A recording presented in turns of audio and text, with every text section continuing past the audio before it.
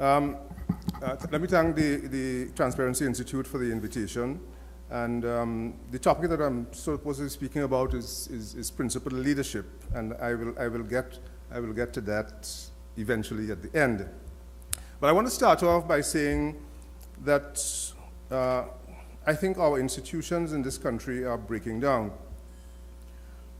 A few weeks ago, Justice Gillian Luckey sentenced 2 men to jail terms, one for 10 months for drug trafficking, and the other for 5 months for shooting with intent to do grievous bodily harm and robbery. The thing was that the 2 men who eventually pleaded guilty had already spent 7 years and 8 months and 10 years and 2 months, respectively, in the remand yard, awaiting trial.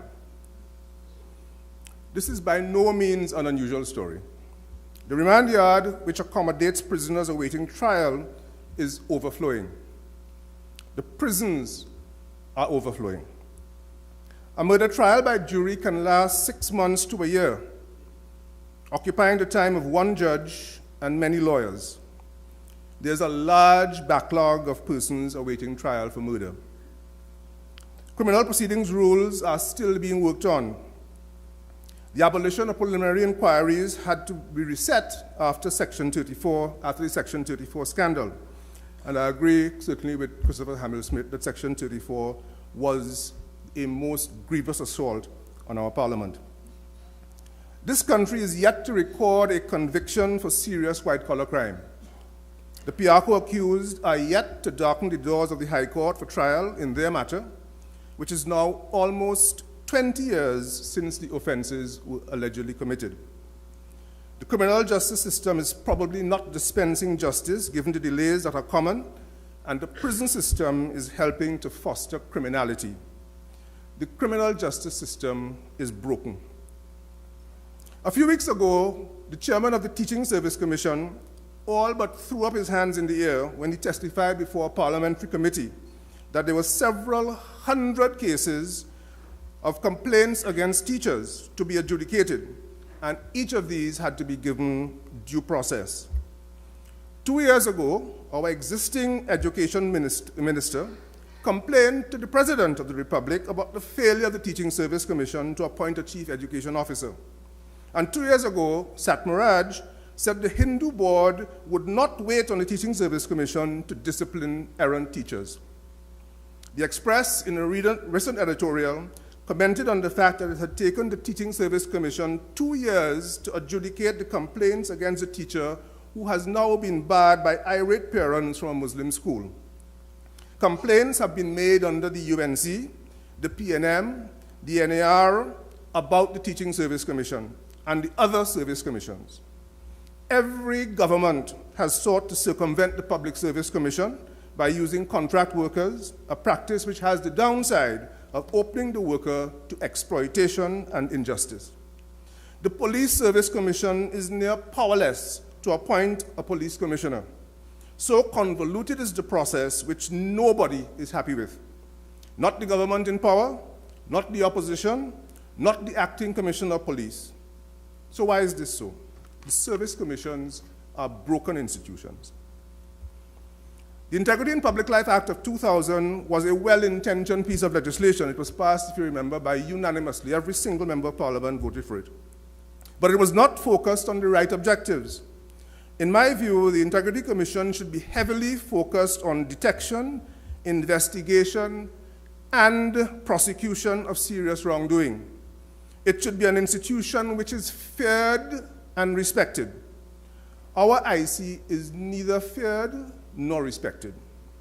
It is now a political joke to say you are reporting X or Y to the Integrity Commission to score cheap political points and as a form of political mudslinging, knowing full well that the investigation will take at least 3 months and more likely or not will come to nothing. The Integrity Commission claims that declarations it extracts from persons in public life are of some forensic or other value. I still don't see how. And the definition of persons in public life is drawn too wide, including as it does persons substantively in the private sector whose entire financial affairs become subject to Integrity Commission scrutiny because they elect to serve on some state board or other. The IC has now proposed some amendments to the IPLA which give it some teeth, but it still seems to want to stop short of becoming the fearsome pit bull that it should be. The Integrity Commission is a congenitally deformed institution. Frustrated with the report of the Salaries Review Commission, Parliament attempted to use the legitimate concern of long-retired judges about their pensions to introduce poorly conceived but very generous adjustments to the pension benefits of parliamentarians. The frustration was understandable. The SRC has taken much too long to do the research and make recommendations for senior public salaries, resulting in justified annoyance. But the SRC says it has no resources to do what it must, and it must depend on the CPO. The CPO is busy with negotiations and in turn requires the government to provide the resources to get the work done. The Salaries Review Commission is a broken institution.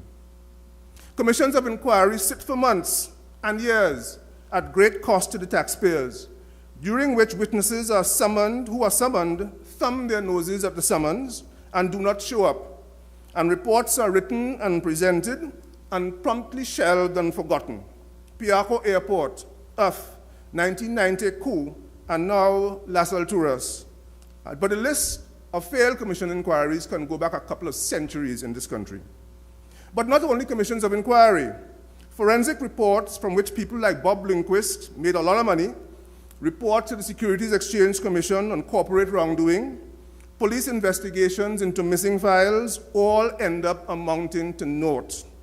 And we all know that it will end up to naught, and the people who initiate the investigations know it will end up to naught, but launch them because they look good and they feel that form equates to substance, that planning equates to performance.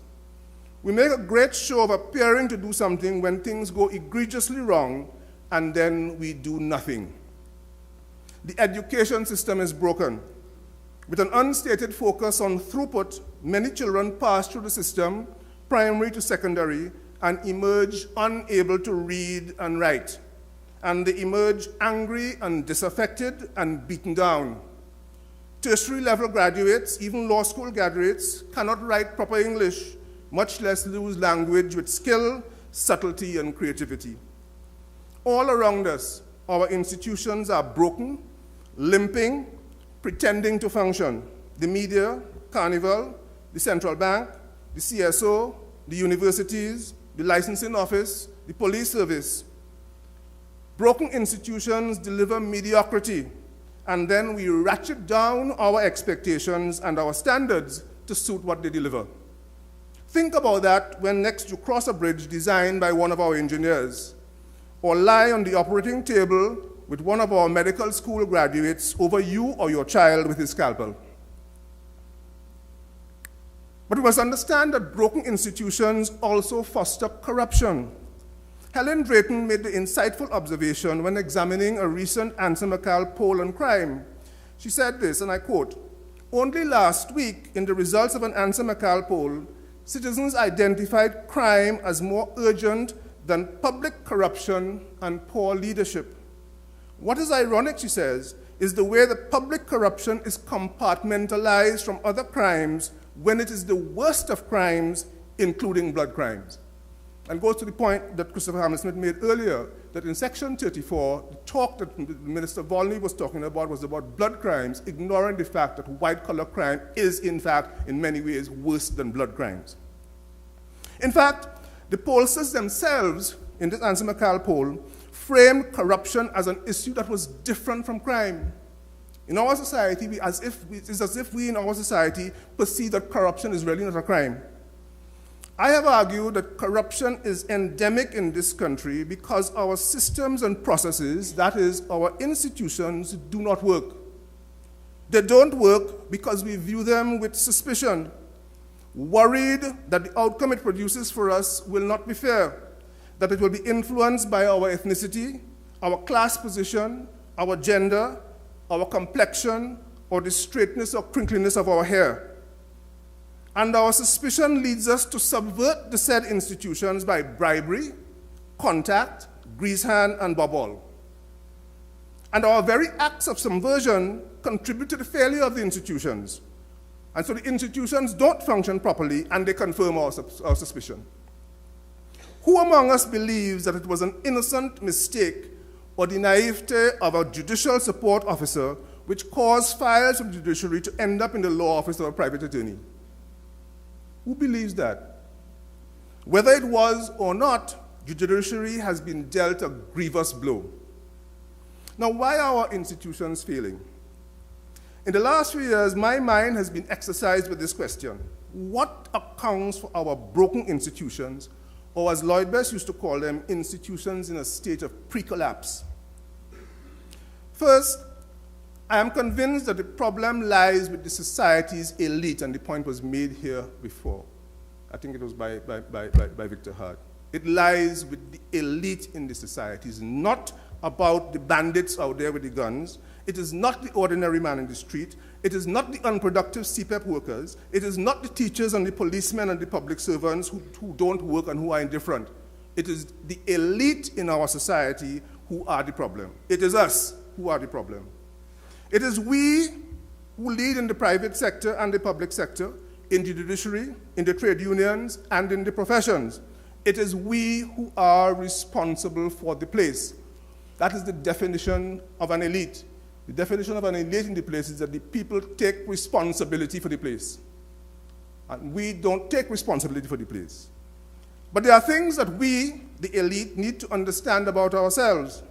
It is these things which deeply influence our leadership, which perpetuate broken institutions, and which perpetuate corruption. Now, some people have challenged the very idea that our society has an elite at all. In a sense, they are right. The key characteristic of an elite, as I said, is that individually and collectively, it takes responsibility for the place and seeks to defend the institutions from attack, even against members of the elite themselves. And this is why I like the Americans, because you can say what you like about American society. When it comes to dealing with itself, when it comes to dealing with the American elite, they will deal with the problems, corruption among the elite. They dealt with President Nixon. They dealt with Rod Blagojevich, remember him, the governor from Illinois who tried to sell Obama's Senate seat. He's in jail. They dealt with Roy Nagin, who was the mayor of New Orleans during Hurricane Katrina. He was arrested by the FBI for corruption during his mayoral tenancy, and he's now in jail. They arrested Rajaratnam. They arrested Gupta from McKinsey and Company. They've arrested Bernie Madoff, and he's serving plenty years in jail, and his son and all of his cohorts are going to jail. The Americans don't make joke. The American elite protects and defends the place against even those of its own, members of its own elite who transgress. And that's the definition of an elite. Our elites are not invested in the place. We always have one eye on a route of escape in case the whole thing comes tumbling down. We have 1 foot here and 1 foot there, a Trini passport in one pocket, plus a green card or a Canadian or a British passport in the other. Second, from inception of this society, elite status has been obtained by ascription, not by merit or even by wealth. Upward mobility has always been hard because of the barriers of color and gender.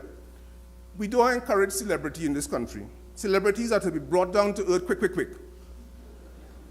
Third, we are, as Lloyd Best has described us, unresponsible. That is, because while we may get where we are by ascription or even with false qualifications, we may not know what responsibility requires of us. It is what my brother Trevor Farrell used to call two-story ignorance, people who do not know what they do not know. And being Trini, it does not take long before they begin to act and pretend that they really do know and that they always knew. Newly appointed government ministers seem particularly prone to this affliction. Unresponsibility and the ignorance that is at its base fosters corruption. We can see that syndrome in the Las Alturas fiasco, a poorly conceived housing policy which promotes dependency, announced 100 houses a week, and long lines outside of the Housing Development Corporation. All right? Man say they're waiting 25 years for a house, And nobody has asked him during those 25 years, what money have you saved to put down on a deposit to buy a house for yourself? You waited 25 years to get a house from the HDC. It has fostered dependency in this society.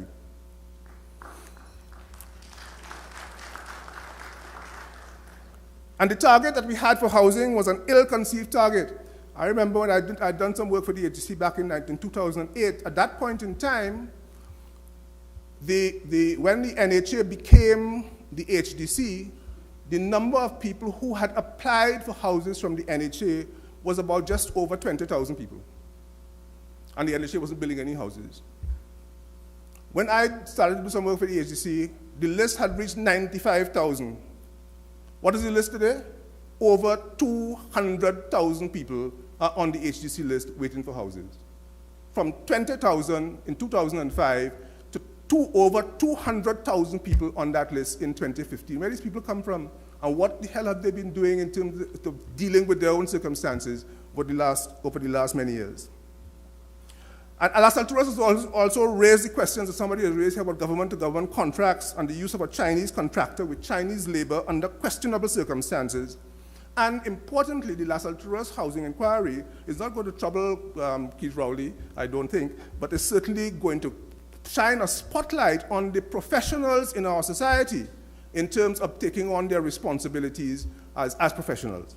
I think that is what is going to come out of Las Alturas. So we populate the leadership of key institutions with persons who are unqualified or unresponsible.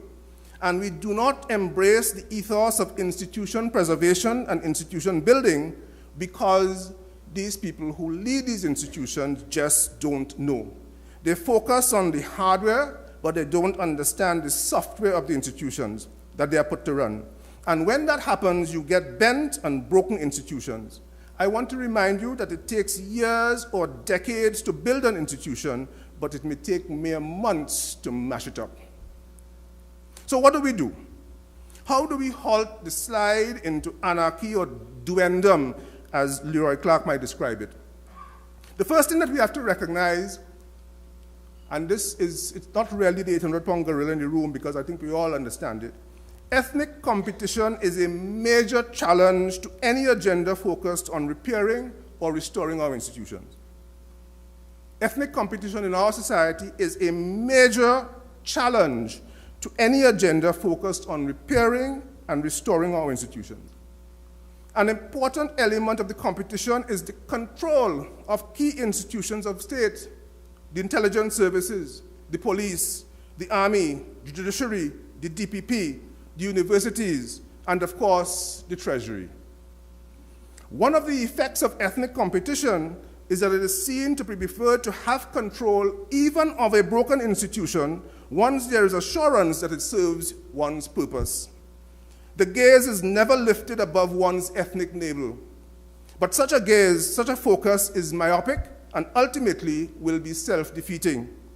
We have to rise above, we have to lift our gaze to what is really important and enduring. This is not easy because we have to escape from ourselves, our socialization, and our upbringing, and deny the instinctive, visceral responses that we have to people who are not like us. We have to embrace human respect as a fundamental personal value and see worth and dignity and potential in every face we encounter. Second, equity. Equity is not an easy concept. It is not coterminous with equality of opportunity, because equality of opportunity assumes that everyone starts the race from the same place and with the same capabilities, and that is not true. It is one thing that we need to recognize about our education system and the children that we are destroying in our education at our schools in Trinidad and Tobago. Our children are not starting from the same place. And we have sufficient wealth and income in this society to begin to treat our children individually, to see the potential of each one of them, and to develop that potential. We have to stop focusing in our education system on the top talented 10th. The ones who pass the scholarships, the 200 scholarships, and the 100 faces we put in the papers every year who pass the SEA. They will pass the SEA anyway. And those who have to get scholarships will get scholarships anyway. It is the thousands of children who fail by the time they are not age 11, by the time that they're age 6 and past standard 1 and can't read. So equity is not about equality of opportunity. Sometimes some competitors need to be handicapped in order to produce equity. This is a form of affirmative action. Equity is doing the right thing by the individual. It is to take the individual situation fully into account. In the legal profession, lawyers know that courts of equity may produce outcomes that vary with the length of the chancellor's foot. But that is as it should be. Morality and conscience are fundamental to equity. Leaders of institutions must develop and train their consciences so that our institutions invariably produce equitable outcomes. Third, humility. Well, I, for one, am not an expert on humility, but I try to be sensitive to what I do not know.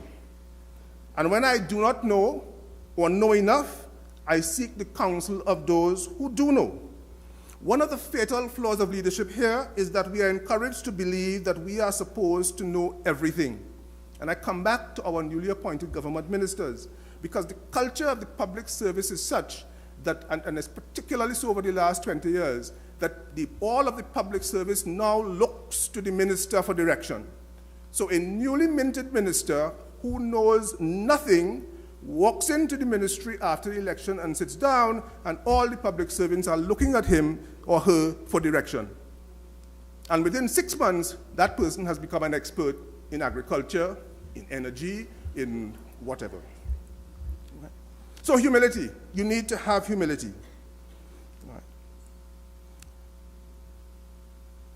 One of the fatal flaws of leadership is that we are encouraged to believe that we are supposed to know everything.